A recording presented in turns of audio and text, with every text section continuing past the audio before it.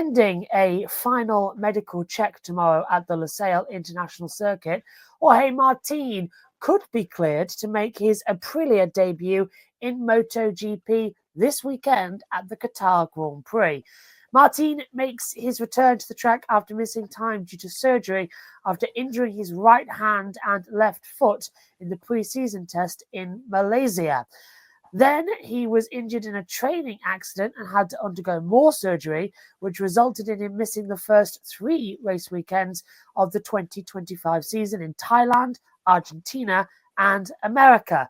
In a press release from Aprilia, assuming he's cleared to get on the bike, Martín said the goal for this weekend is to build up a bit of confidence with the Aprilia bike and turn some laps. However, he acknowledged that he won't be at 100% and isn't sure if he'll be able to finish the race physically, but believes it'll be a win if he does finish, since it'll indicate he's recovering. Photo courtesy of MotoGP. Even just doing a lap will be better than what he managed in pre-season testing. I was covering it. It was literally his first hot lap, and he went down at turn 1. He's had no experience on this bike whatsoever. So, Kobe, starting with you, if Martín isn't sure he'll be able to finish the race yet, should he really be competing Qatar or take more time off to get even healthier?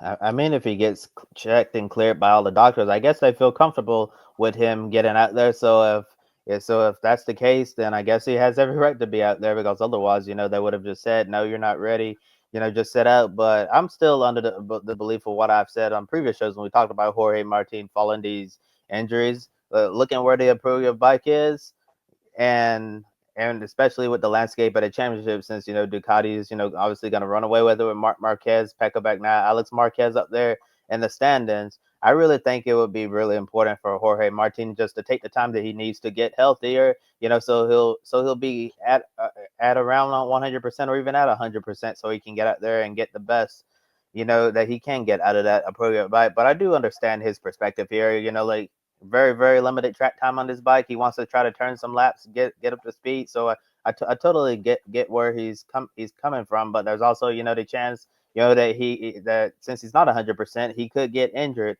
once again and miss even more time. We saw that with Marc Marquez, who kept trying to ride injured and kept injuring himself, and then just missed a whole bunch of time and wasn't even riding his best. So that's always a possibility. But yeah, it's really interesting that he's going to try to attempt to come back this weekend, and then obviously he won't be at 100%, and says he's not even sure if he'll be able to finish the race. But I guess he feels like it's important for him to get some laps on the Aprilia bike, so he'll be set up later on to try to build a portfolio of knowledge and continue and try to get up to speed with this team.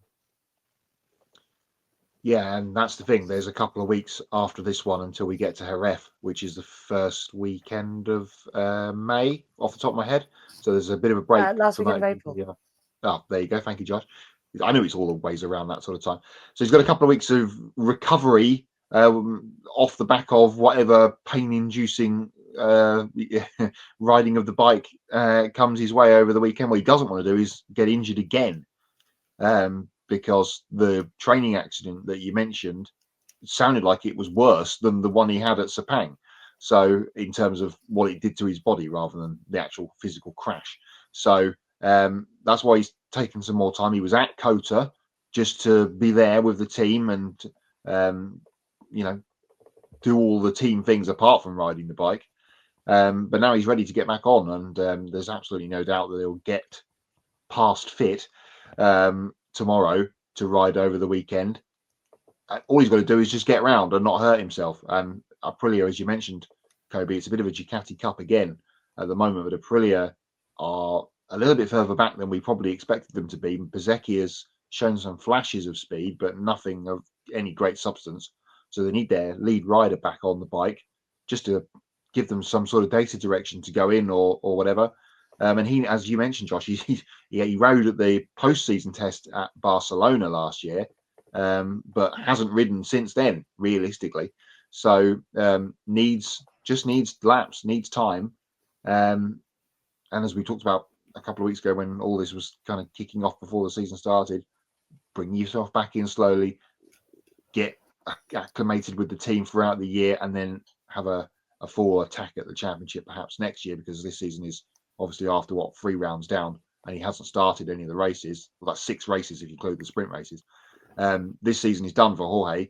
If he can pick up a win later on in the year, perhaps when he's back up to some sort of full speed, then that'll be really good. But it's just another his season, his 2025 starts this weekend, whereas everyone else has had 3 or 4 days worth of testing and 3 race weekends. He's so far on the back foot. It's a little bit ridiculous, but let's just hope that he can get through the weekend without bumping himself again and having another setback to what's been pretty much a setback to the start of the whole year so far for him.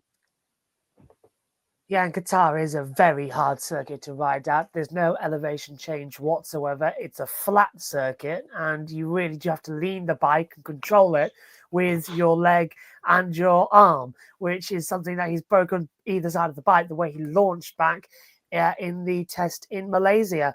So it'd be very interesting to see what he can do over the weekend. Also, quickly to add to that before we throw to Matt, it's also worth pointing out that Aprilia did try and get the rules changed to allow him to have a test day on the current bike at a MotoGP circuit. I think it was Portimao they wanted to, and only one team rejected it. And I'll give you one guess what that team was. It's in red. So yeah, they said Sounds no. Yeah, sounds like Bugatti. Yeah, they said no, you're not doing that. And to be fair, if I was Jorge Martin, I'd be kicking myself a little bit because he left, didn't he? He left the what was it? Pramac. That's it, Pramac. Thank you. He left Pramac because they were leaving Ducati to go to Yamaha. Main Ducati didn't give him a main bike because they signed Marc Marquez. So he said, right, I'm off. Didn't even think about riding for VR46 or Gresini. And then they get to testing, and the 25 bike is not as good as the 24 bike was. So they basically just stick with the 24 engine with a few little aero changes and call it the 25 Evo. So basically, he's left to go to a bike that's thrown him off, caused him a possibly career-ending injury, and we're now seeing the bike he could have been on finish second in every race so far this season. It's silly, isn't it, with Alex's bike?